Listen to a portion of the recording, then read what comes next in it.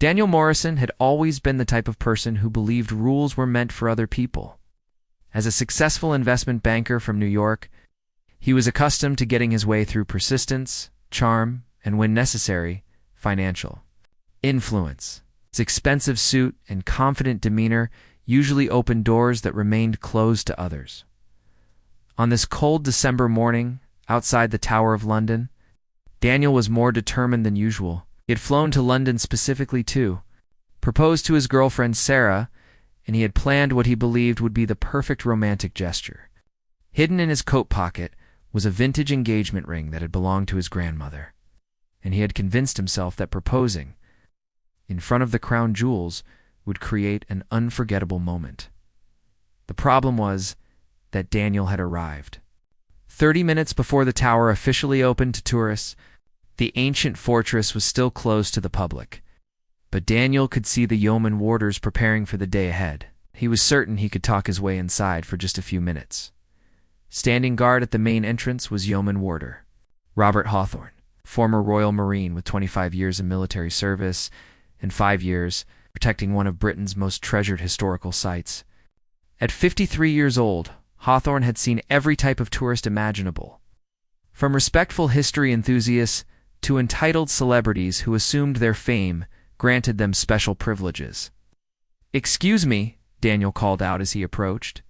The entrance was Sarah following reluctantly behind him. "I know you're not officially open yet, but I was hoping we could make a special arrangement. I'm planning to propose to my fiancée here, and I'd be happy to make a generous donation to your preservation fund." Yeoman Warder Hawthorne looked at Daniel with the steady gaze of someone who had dealt with similar requests countless times. "I'm sorry, sir, but the tower opens to visitors at 9 o'clock. No exceptions." "You're welcome to return then with the other tourists." Sarah tugged gently on Daniel's arm. "Dan, let's just come back when they open. It's only half an hour." But Daniel had not flown 3,000 miles and planned this elaborate proposal only to be stopped by what he saw as inflexible bureaucracy. Daniel's determination only increased when faced with Hawthorne's refusal. He pulled out his wallet and began counting out 100-pound notes, placing them on the small table beside the entrance gate. "Look, I understand you have rules, Daniel," said with the smooth confidence he used in high-stakes business negotiations. "But surely there's some flexibility here. I'm talking about 5 minutes, maximum. It's long enough to get down on one knee in front of the crown jewels. This is a once-in-a-lifetime moment."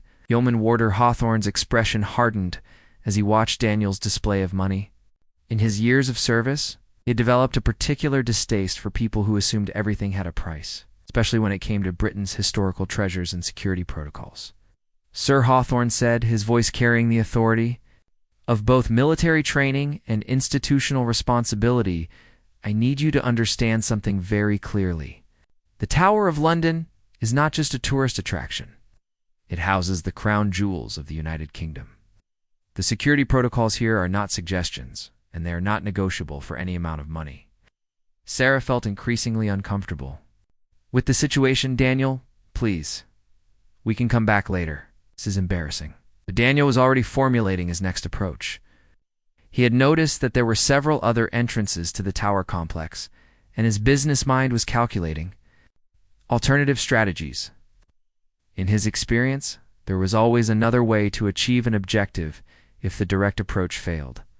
"I respect what you're saying," Daniel continued, his tone becoming more insistent, "but you have to understand my perspective here. I've been planning this proposal for months. I've researched the perfect spot. I've coordinated with photographers, and I've arranged for this to be the centerpiece of our engagement story. Surely the tower has accommodated special requests before." Hawthorne stepped closer to Daniel, his military bearing making him appear even more imposing than his already considerable height suggested. "Sir, this is my final warning. The Tower of London will open at 9 o'clock sharp. You are welcome to return then and enjoy a proper tour with all the other visitors. Any attempt to enter the grounds before that time, through any entrance, will be considered trespassing on a secure government facility." The warning was clear, official, and delivered with unmistakable authority. But Daniel had already made his decision. 20 minutes later, Daniel and Sarah were walking around the perimeter of the tower complex. Daniel had convinced Sarah that they were simply exploring the area while waiting for opening time. But his real purpose was reconnaissance. He had spotted what appeared to be a service entrance on the east side of the complex, and his confidence was returning. "Sarah, wait here for a moment," Daniel said as they approached the side entrance. "I just want to check something." "Daniel, what are you doing?" Sarah asked, her voice filled with growing concern. That guard was very clear about not trying to get in early. "Relax," Daniel replied with the dismissive confidence that had served him well in boardrooms, but was entirely inappropriate for this situation. "I'm not going to break down any doors. Just want to see if there's a maintenance worker or someone else who might be more flexible than that stuffy guard." What Daniel didn't realize was that the Tower of London's security system was far more sophisticated than he imagined. Every entrance was monitored by multiple cameras, and his movements around the perimeter had been tracked from the moment he left the main gate. In the security control room, Chief Security Officer Margaret Collins was watching Daniel's progress on multiple screens while communicating with Yeoman Warder Hawthorne via radio. "He's approaching the East Service entrance," Collins reported. "The American who tried to bribe his way in earlier." "Copy that," Hawthorne responded. "I gave him a clear warning about attempting to enter through any entrance. If he tries the service door, we'll need to escalate this." Daniel found the service entrance unlocked, as these doors often were during preparation hours when staff members were moving supplies and equipment. His heart raced with the thrill of finding what he believed was a solution to his problem.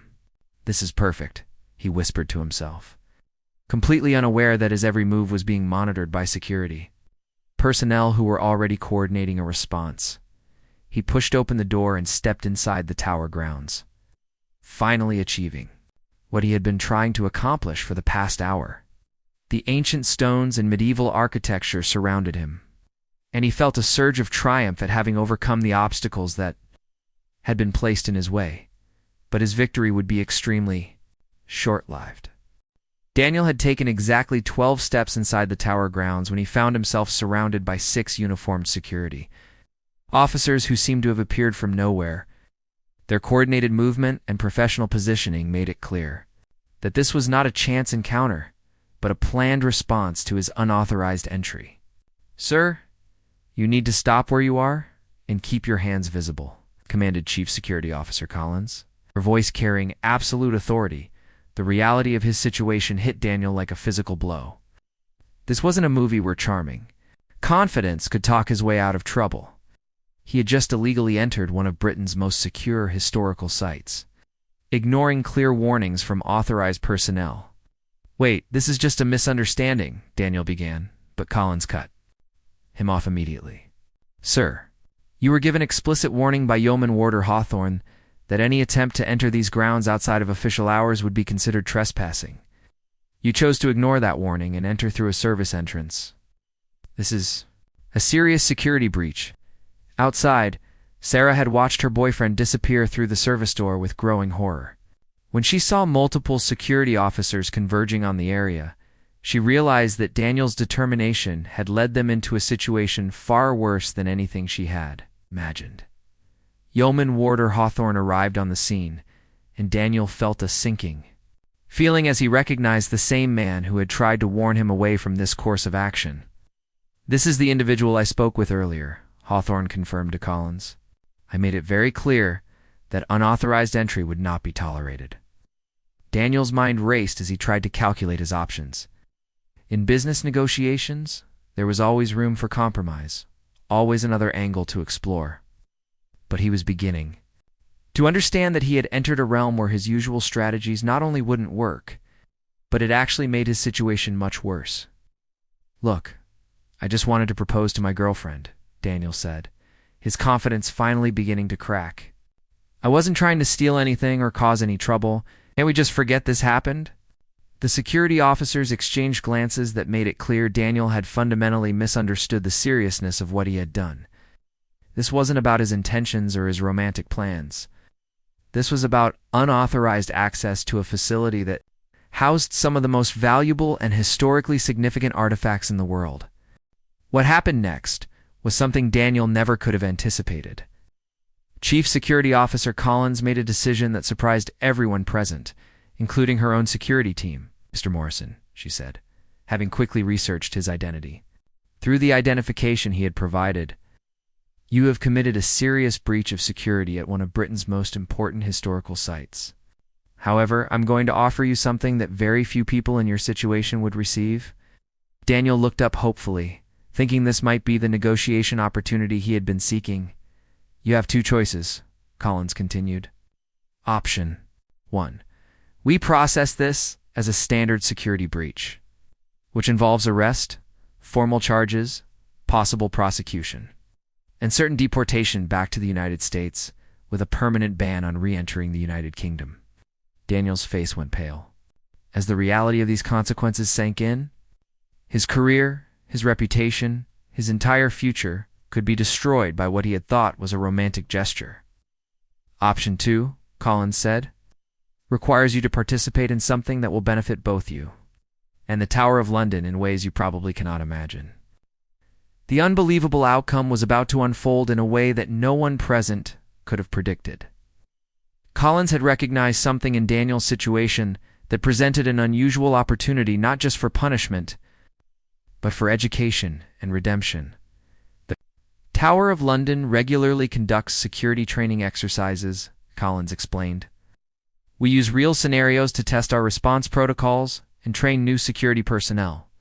Your unauthorized entry today, while serious, has provided us with valuable data about potential security vulnerabilities." Daniel listened with growing confusion and cautious hope. "If you agree," Collins continued, "you will participate in a comprehensive security review process.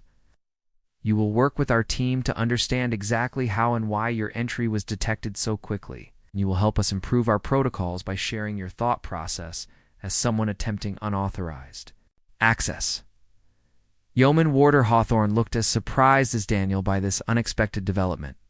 "Furthermore," Collins added, "this process will be documented as part of our training materials, which means your mistake could help prevent similar security breaches in the future. In exchange, we will not pursue criminal charges, and you will be allowed to complete your visit to London, including a proper, authorized tour of the tower when it opens to the public." Daniel's participation in the security review process turned out to be unlike anything he could have imagined.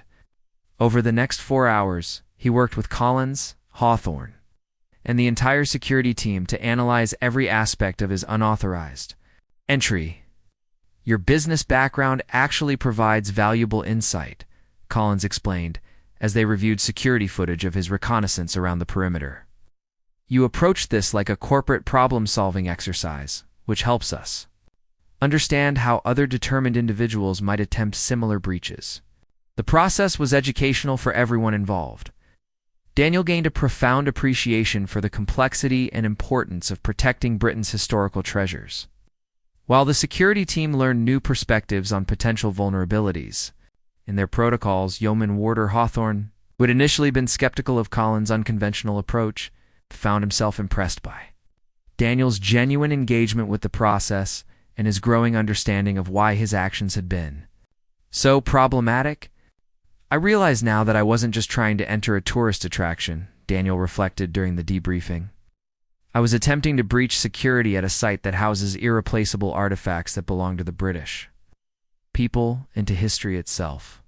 The most unbelievable part of the outcome came when Collins made a final, unprecedented offer.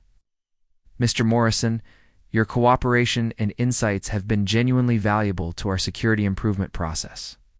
As a gesture of goodwill and recognition of your constructive participation, we would like to arrange for you and your fiancé to have a private, guided tour of the crown jewels, properly authorized and scheduled."